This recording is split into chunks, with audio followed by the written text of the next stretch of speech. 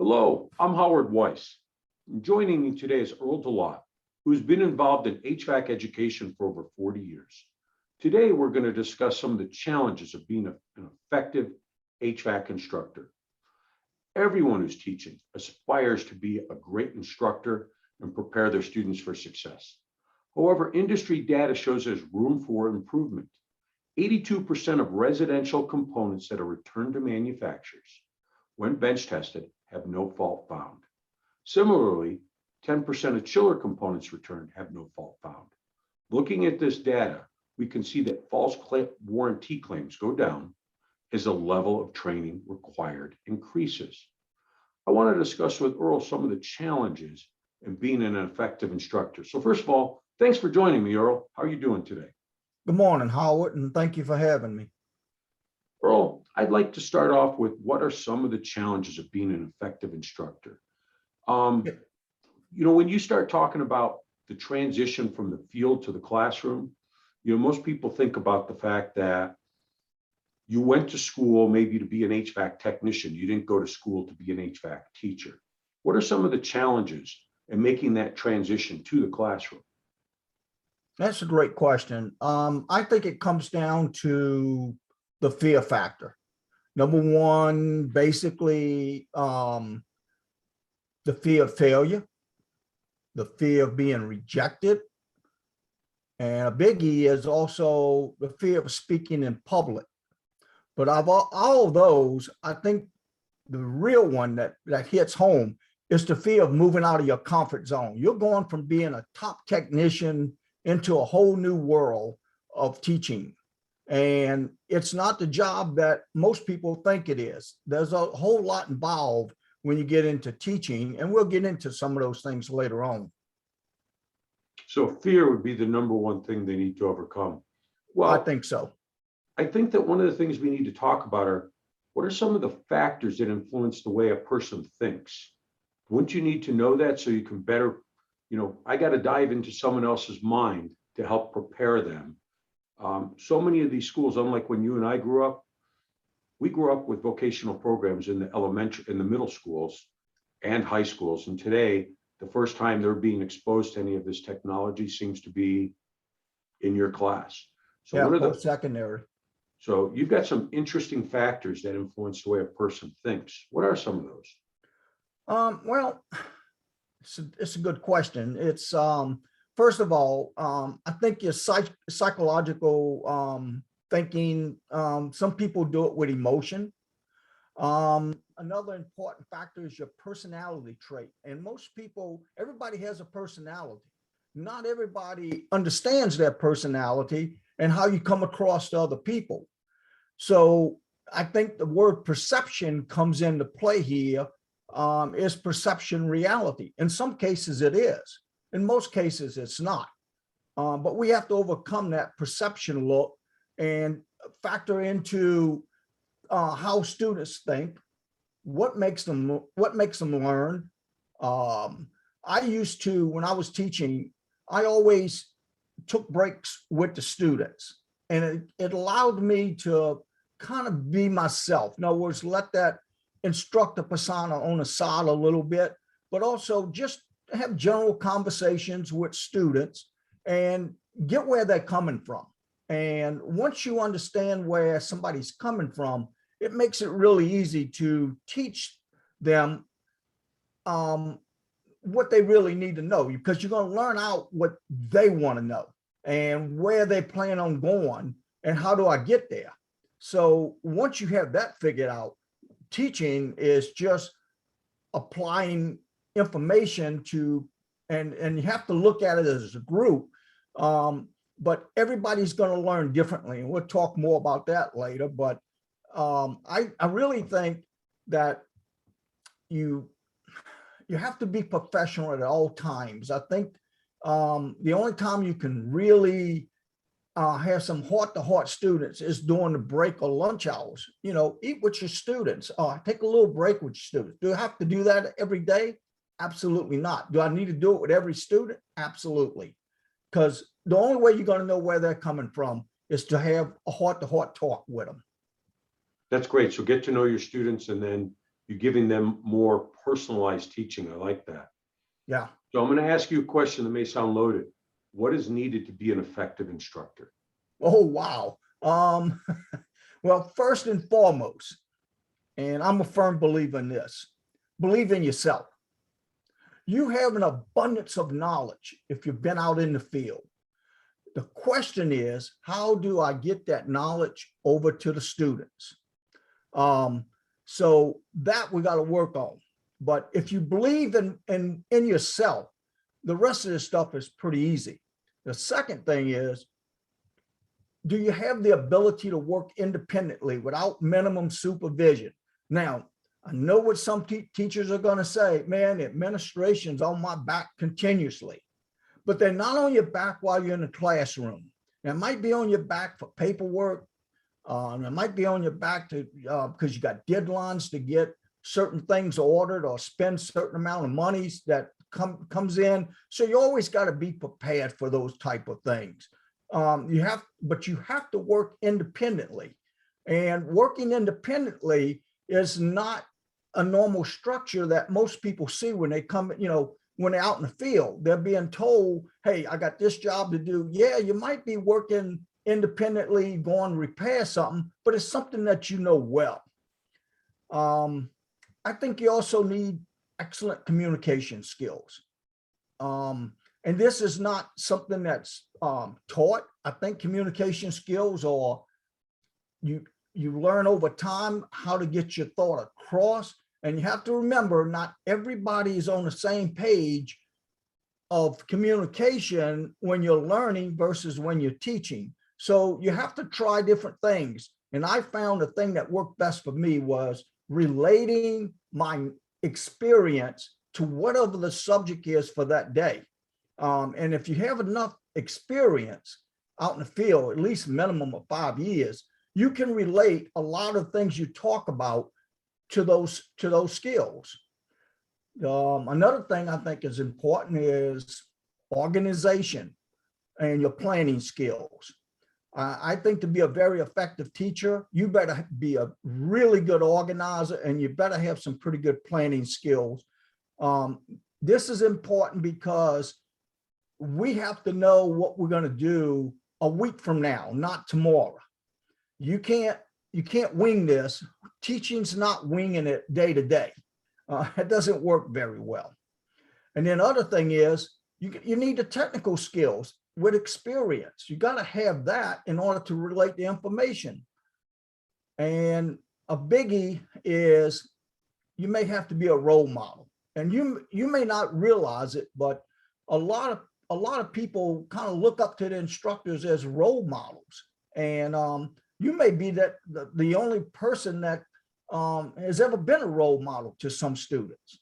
So you need to kind of keep that in the back of the mind with your students. They'll respect you a whole lot for it once they leave, not so much while they're there, but once they leave. And then another big factor is understanding the difference between knowledge and information. I can put information out 24 hours a day, 7 days a week. It doesn't mean that it's knowledge. It's just information. So we have to know the difference between what's knowledge and what's information. To me, that's it in a nutshell. Well, to me, I'll say something, because we deal with over 1,000 schools that teach heating and air conditioning in North America. I've walked in some beautiful buildings where there's no learning. I've walked in some not so beautiful buildings where there's lots of learning. I've always thought the most important asset of any program was the instructor. And when I asked you about how to be an effective teacher, I bring up to people often, I go, Einstein was a genius. But when you take a look at when he became a teacher, he wasn't a very effective instructor. So just because you know something doesn't mean you could teach something. And I think people need to really understand it's about teaching strategies. It's not just knowing the technical content. That's 100% true. There's a whole lot more to teaching than just putting out technical information. There's a whole lot difference between factory training and going into a school environment where you're teaching from the basics up. There's a huge difference there. Well, Earl, Now I've got the question, the average program at a community college is a 1-year program. High schools vary. What do I teach? What should be covered in that short time that I have? Okay. Well, it's up to you to inspire, but I think the most important thing is teaching the basics. And you do that with planting a seed. I think the basic principle of learning is curiosity. So once you plant the seed, the curiosity is going to kind of take over from there. Okay. Teaching involves providing instruction with an approved curriculum, usually provided by the state, or if you're a private school, provided with their standards. I think everybody should be on it at some point in their career, be on an advisory committee for curriculum to the state.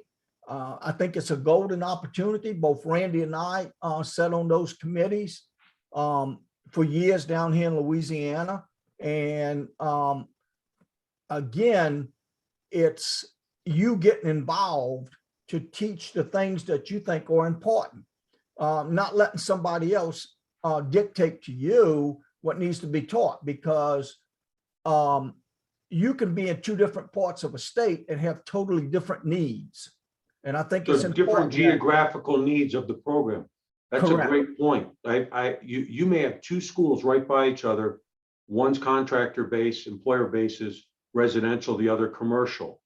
It could Yep. be different in, okay. Because I think one of the problems we see is that I know the program you were at, back in the early 1970s, it was 2,850 hours. Today, it's a quarter of that. So it seems like there's more to teach than ever with a quarter of the time allowed. So the question is always, what do I teach? And you're saying reinforce the basics more than anything. I'm a firm believer that if a student knows tools and materials, refrigeration theory, electrical theory, and again, I think they need to learn about professionalism. If you know those 4 things, you can go out and you can work in this industry and you can be very effective. A lot of employers really, they want to train on their more technical stuff from the factory. So again, if you're coming into teaching, everybody wants to teach what they know best. So what you know best may not be what's good for the industry, except for maybe the company that you work for. So that's a tough one. But the main thing, follow the curriculum. Every state has curriculum. You have to follow it. So let me ask you a question. This is one of those questions of, we all worked in the field and now we're going in a classroom. We've never been hit with this till first week. You got 10 students in a class. 2 are way beyond where you expect them to be. 2 have no idea what you're talking about, and everyone else is where you want them to be. Who do you teach? How do you address that? That's a great question. I found the answer for this about midway my career. And a lot of programs that I've put on for ESCO or other organizations, I always tell everybody, if you can teach something, that means you know it well. Well, I use that same line with students.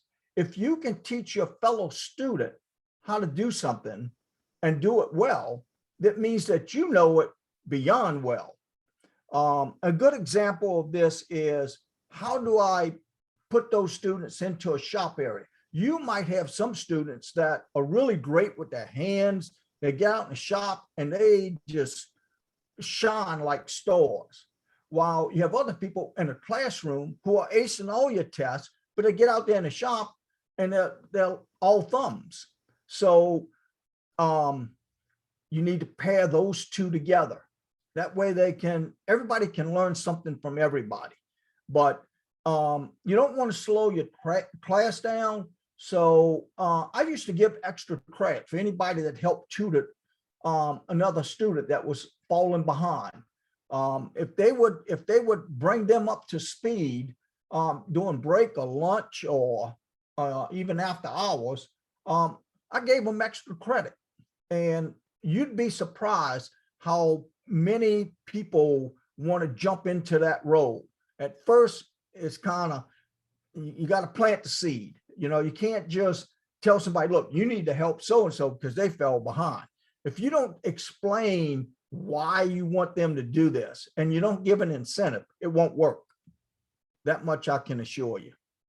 Well, I think it's one of those things that what you're really saying is you teach all of them, and you have to be creative. And you hit something I've always felt: if you really want to master something, teach it. Yes. So I have a question. You had mentioned before that we really need to cover the basics. Are there basic competencies all programs should incorporate? Oh, absolutely. All programs. Number one, you should instill work ethics. And this kind of leads into how often does a student come to class? What they do in class will be related directly in the work field. So work ethics to me is extremely important. Your personality traits. Students are going to pick up on certain things. And one of them may be personality because they're still forming their personality. So they're looking at you, not just for knowledge, but also how you portray yourself. Professionalism, the big word, a biggie for me. I think it's important that most instructors don't know this, but you're teaching professionalism every day of your life. How you dress, how you present material, all of that stuff kind of comes into play as each day. And if you're kind of a sloppy dresser, and I'm not saying you need to go to school with shirt and tie or coat and all that stuff, but I think you should be well dressed. You shouldn't be going to school with shorts and flip-flops. That's not going to cut it. You have to be on the professional side. Now, to get down to the basic competencies, number one, safety should be in every program. You can't bypass safety. The second thing is tools and materials. Students need to know how to work with all the tools in our industry. And part of most students, when you and I grew up, Howard, it wasn't nothing to take the lawnmower apart to see what made it tick.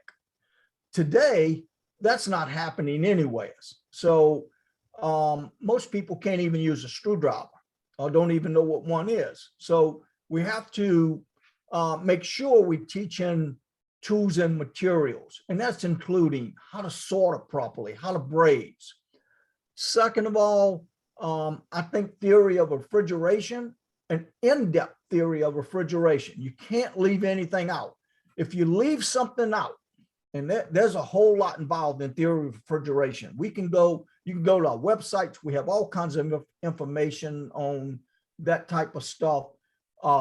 But the theory of refrigeration has got to cover the gambit, and it also it is the backbone of our industry. If you know the theory, there's not too much that you can't do in this industry.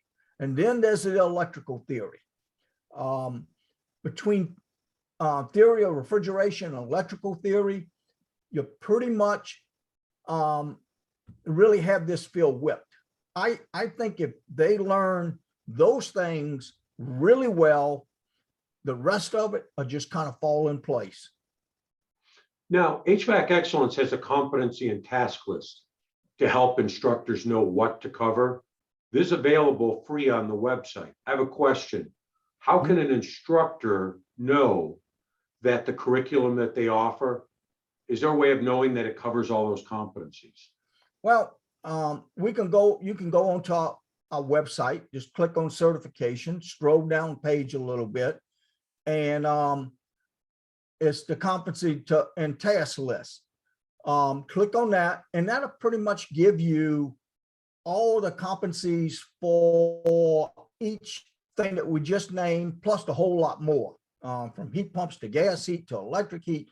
All of those things are listed in there. And those competencies have not been just put in overnight. That list has grown since I've come on board. That list is pretty huge, and it grows every day. We're always adding to that. So it falls back to I only have X amount of hours. So how do I teach all this stuff? And these competency lists, they'll help you kind of set your hours for the amount of time that you really need. And I'm back to you. I kind of agree with what you said earlier. Yeah, we went from a 2-year program to 700 hours, and now we got to cram a whole bunch of stuff. But we can do this with on-the-job training as well. Can help take away some of that stuff. But if you don't teach the basics, that student is going to they're going to be parts changers. They're never going to really understand why they're doing anything. Well, Earl, I always find it fun. I go to a program advisory committee and they say, does the program cover the competencies required for the industry? And we're given 2 minutes to look at it. Yeah. And what I think people don't realize is it took organizations like HVAC Excellence several years with subject matter experts from different parts of the industry, different geographical locations, to create a resource that already exists, and it's available for free. So really, both of us are agreeing instructors should just take a look at that. And then I was going to ask you the simple, I know the answer, many publishers have already crosswalked their curriculum to that to make certain that there's correlations on their website. Yeah, So, all you got to do is look for the HVAC logo on their website. So, whatever textbook you're using, look for our logo, and it will have a crosswalk. And most of our books that we're producing are usually spot on, direct, related to this. We don't do anything unless we do a task analysis first before we write anything. So I'm going to ask you a question. What are some of the basic principles of learning? Oh, wow. I think maybe 5 to 10% comes from reading. You can go 15 to 20% comes from hearing. Some people need to see it, and they're in that 25 to 30%. But if you can do both see and hear, then it jumps up to 50% of what you're learning. If you can say it or write it, now you know about 60%. If you can do it, you probably know between 75 and 80%. But if you can teach it, you're well over 90%. So I think it's very important we get to that last 90% thing. And not everybody learns the same. Some people learn visually, some learn verbally, some have to have physical, some do it socially. It took me a while to kind of for that to click in, the social part where people interacted, and before you know it, there's a lot of teaching going on in small groups. So you need to develop that and make sure it's going in the right direction. So what you're saying is that we all learn differently, and immersive learning is you're going to have them read it, you're going to tell them it, you're going to show them it, you're going to have them work on projects, and it's redundancy to reinforce those principles in many different ways. Okay. Yeah, pretty much. And there's a ton of information about learning styles. There's a ton of information of teaching styles. I've done several classes at the conference on some of this stuff. One of the things that we haven't talked about is for new instructors, and I should have mentioned this a lot earlier, it's when they get in a classroom and they got to give that first test. So first of all, they got to write that first test. And let's go back to the word professional. How is the English on that question? How is it related to what I just taught? And how valid is that question? Now, I have issues with people that give 3-question tests. I think they're out to fail everybody under the sun, because if you miss one, you fail. And then you have other teachers that give 50 and 100-question tests. So when we come to weighing tests, not all tests are the same. And I think that's a hard thing for people to transition into is writing tests. The other part of that is, how do I grade that test, and then how do I weigh it? And again, grading, that's for maybe another series like this. It's very complicated. You usually have to follow some state mandates, but there's a whole lot of different ways to grade. And one of the ways I don't like is percentages, because now you're saying that 3-question test is a whole lot more weighted than a 100-question test. So if I make an 80 on a 100-question test and I get 2 out of 3 right, I got an 80 and an F. So all of a sudden, I'm not doing so good. So I think you got to be very careful with the learning process, and students have to get used to your tests. But let's go back to being professional. That test should not have misspelled words. That test should have proper English, and it should be direct and to the point. There should be no fluff in the question. And your answers, if it's multiple choice or true, false, I really don't like true, false, but sometimes they do come in handy. Or if it's fill in the blank. All of those tests, if you make a mixture of those on every test, you're probably doing a pretty good job of writing your test. So don't take for granted the test that's been sitting in a drawer since 1970. I'm gonna give you a good example. I've kept all my tests since the first day I started teaching, and I left them at the last school I was at, and lo and behold, the guy's like, yeah, I'm using these tests, man, they're great. I said, they're outdated.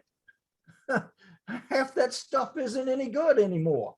Oh, but they're great questions. It's like, so we have to be careful there, Howard.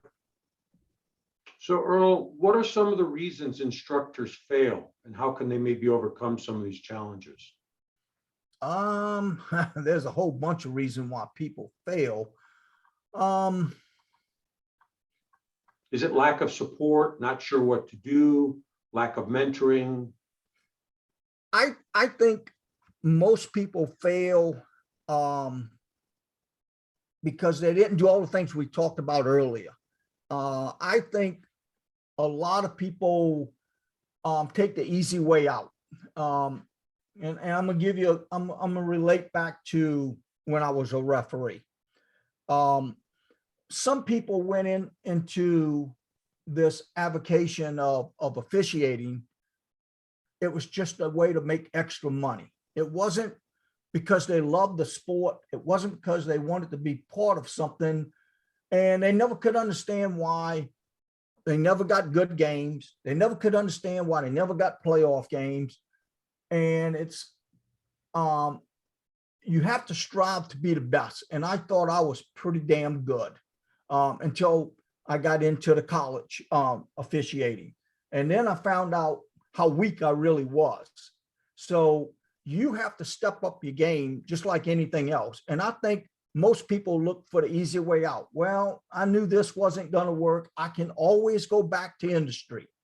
I don't think it's a money factor because if you ask this question of successful teachers, I guarantee you 90% of them are going to tell you it has nothing to do with money. That's not why I got into the education field. If it is, you're walking up the wrong field.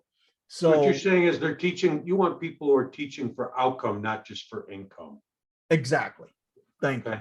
And Earl, I know we could cover 1,000 questions. I think going back to where we started when I said 82% of residential system components returned at no fault found. You know, you mentioned basics. I'll just share this. I look at a lot of the tests that come in, and it's very obvious that simple things like how to use a multimeter, people don't know how to do what I think are fundamental things. So I think we could both agree that if you want to be an effective instructor, one of the key elements is everyone really needs to just reinforce the basics over and over and over. I can't say it any better. Well, Earl, I really appreciate your time, and we hope everyone finds this beneficial. Thank you, everyone. Thank you, Thank Earl. you, Al.